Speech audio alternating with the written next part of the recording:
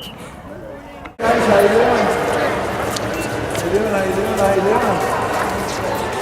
I'm a little busy. I just played a serious tennis match outside. How you guys practicing? I'm Coach Murphy at the Castles. Everybody come on in. All parents, come on in.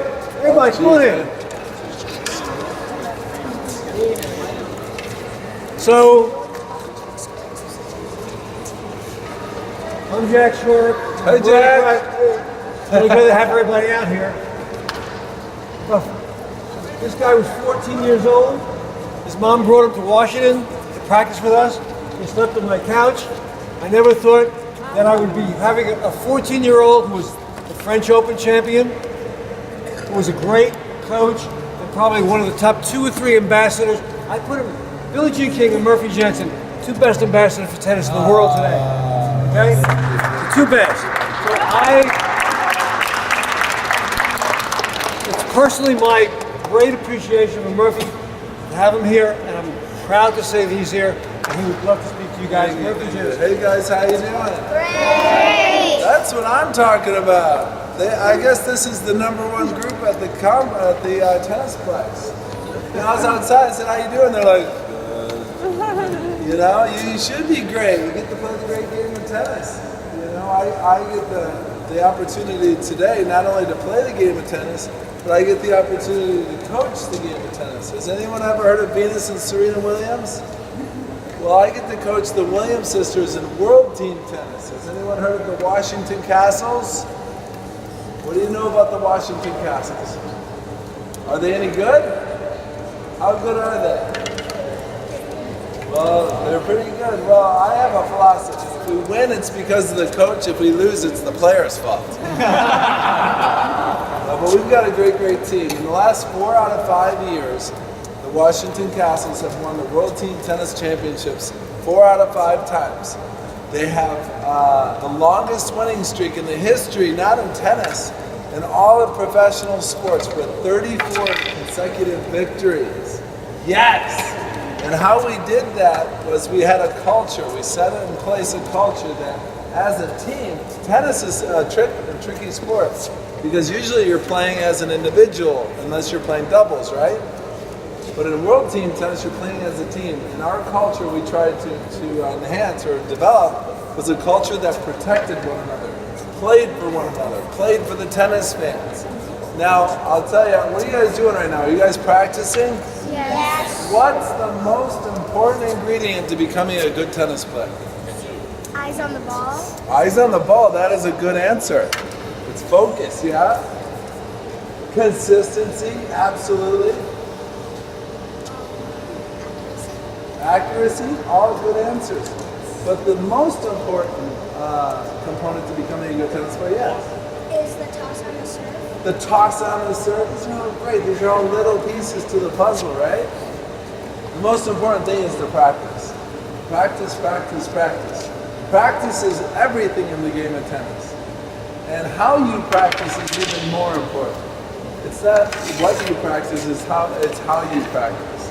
The intensity of your practice, your attitude at your practice, the effort at your practice. The best players in the world are the ones that are the learners. They're always seeking knowledge. They're trying to seek to do things a little bit better than they've ever been done before. Roger Federer became the Picasso of tennis. He became the greatest tennis player that ever held the game of the racket in his hand in the history of the world. Ever!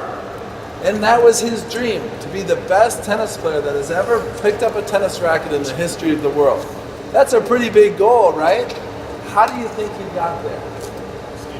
Practice, practice, practice, practice. And how were his practices?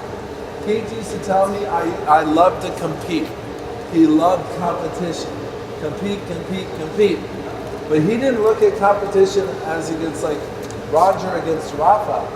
He looked at competition Roger against Roger.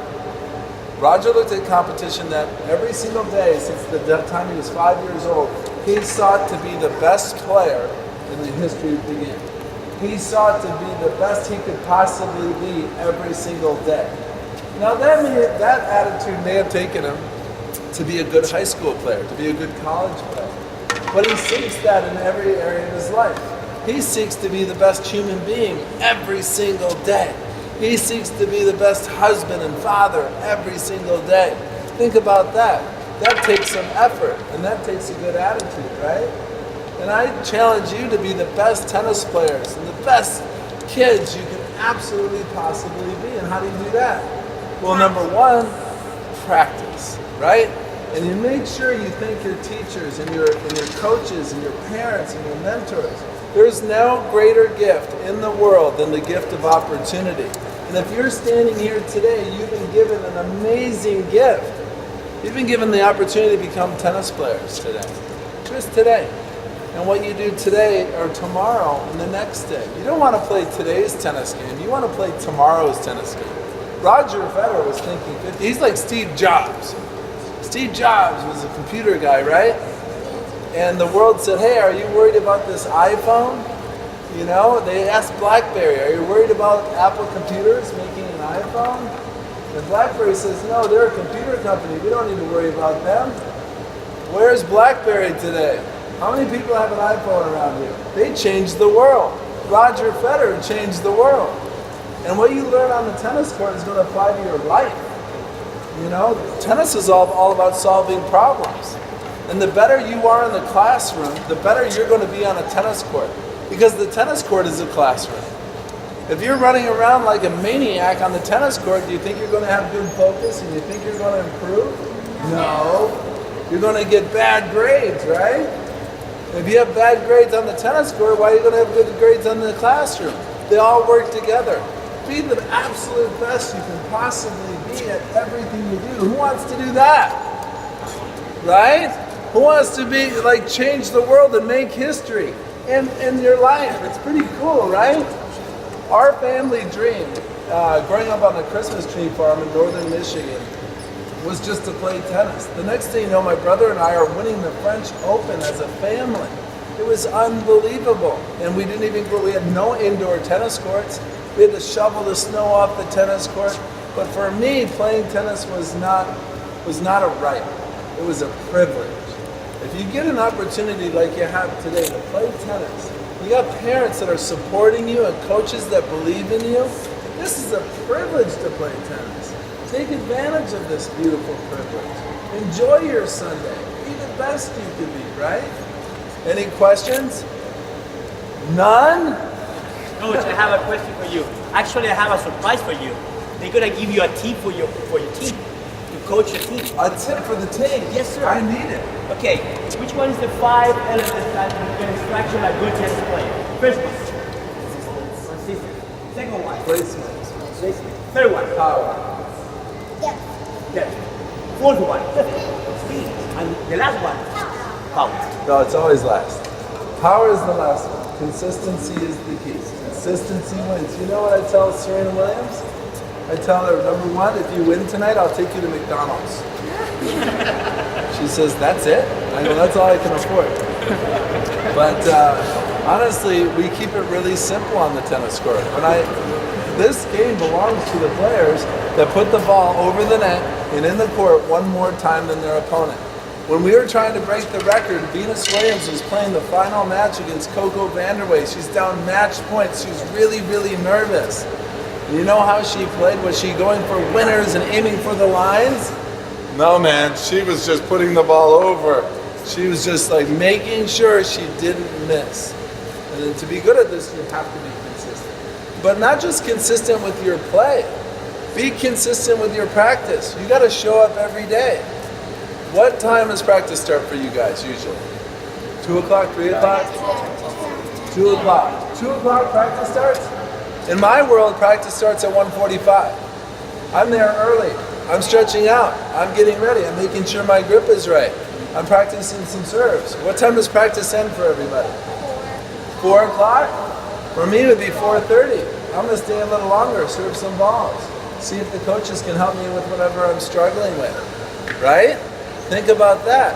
That little extra, those little inches and millimeters really add up. If you improve 1% a day, over the course of the year, you improve 365%. And you know how you improve? Does anyone know how you improve? Being consistent, sure.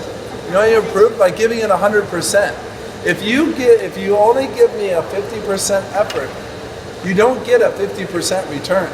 The only chance to improve even 1% is to give 100% effort. Because mediocrity is no fun.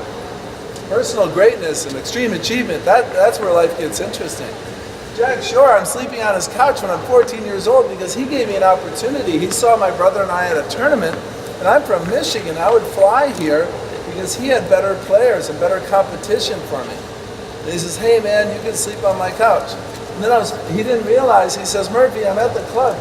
He didn't know I was only 14. And he says, can you drive my car to the club? I'm like, I guess I can. I don't know how to drive. He says, take the keys. I get to the car. It was a Porsche. A red Porsche. I'm 14 years old driving around Johnson. He could be arrested. He says, can you drive stick shift? And I said, sure. Anyway, don't do that. Anyway, well, it's an honor and a privilege to meet all you guys. Any more questions before I have to go on? Or I have to go meet some other goods. Yeah, man. Can I sign your tennis ball? You got it, champion. Awesome.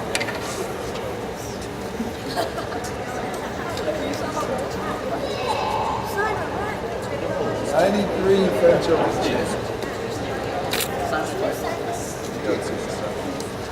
You know what we can do, Josh? Do you want me to do autographs at the end of the exhibition? Are they all going to be there?